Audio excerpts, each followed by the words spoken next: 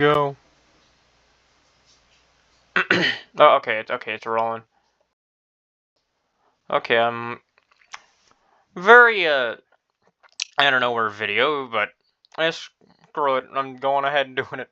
The awesomest battle ever, birthday Q&A. Our first question. Scythe asks if I'm planning on doing a sequel called The Awesomest War Ever. Now, I'm gonna go ahead and rope this in with, let me find it, a question asked by Grimm about a sequel getting more characters, stages, songs, and etc. No. And the only reason there won't be another Awesomest Battle Ever game is it's going to be kind of a live service game and more like a warehouse of Mugen characters that I make. So, no, there will not be a sequel, but there will be kind of a more expansive story sequel to Blood Moon. It's not about winning the battle, it's about winning the war. If I were to expand, Grim asks, if you were to expand this game to other console platforms, which would they be and why? Well, obviously for legal reasons I can't, but it would be probably Switch, just because that's what I have, and PS2, because, once again, because I like the PS2, and, I do actually plan on making a physical arcade version at one point. Could he beat Goku? Okay, since this asks he, and there's no real specifics. No, he could not beat Goku. What's bigger than a war again? That's a good question. And that's a perfect answer. Shortly after making two your mother within the span of 24 hours. Light laugh gif. Is this inflation? No, it looks more like remastering to me. I hate you so much, and it's because you're right, I know. It'd be funny as hell if everything said after this message was counted as part of the Q&A. Guess what it is? Do it or no balls. Guess what? I will and I am. Well, obviously, script. Good job, liar. Cool. Saitwai asks, what inspired your genius and awesome idea to develop this game? Really, I've always kind of had this sort of idea.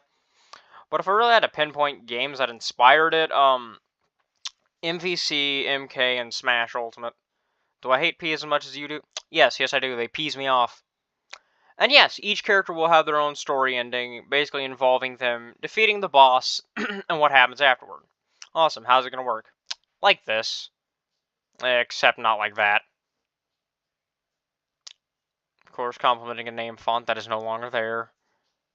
One more day. Spider-Man reference. That was from yesterday. I'm doing the video today. Okay. Skeleton's voice actor says, mandatory joke question. Ha, I'm so funny. Any notable Awesomeness verse people in the files? Dread before the rewrite. But I decided that kind of villain is honestly kind of trash and serves no real good purpose. And I think just making him a psycho is funner. Actually, serious question. Are there any scrapped characters or concepts that I would like to share? There actually aren't any scrapped characters. Concepts. I was going to make the character select UI look more like Mortal Kombat Armageddon, but I decided against that, and I'm going for more of a Street Fighter 6 style. Lily Star asks, when will voice acting start for the game? When a character script is finished. We kind of already have voice lines for Null and for Ashley, with Ashley potentially getting a re-record since her VA seems to have started doing a new voice for her, and an expanded moveset in the future. When will the full roster of characters appear? That depends on where on what I'm planning on doing for the full roster. My birthday wish. That's a really good question. I haven't thought about it. I'm just hoping 19 treats me better than 18 did. The game's release date A couple times a year, like I said earlier, live service type of thing. Okay. Grim asks, if this gets a sequel, will I plan to add stuff like more character? Oh wait, I already answered that question. There's one place in the world you love for your OC to go. Where would it be? Detroit. What inspired me to be a voice actor and video game creator?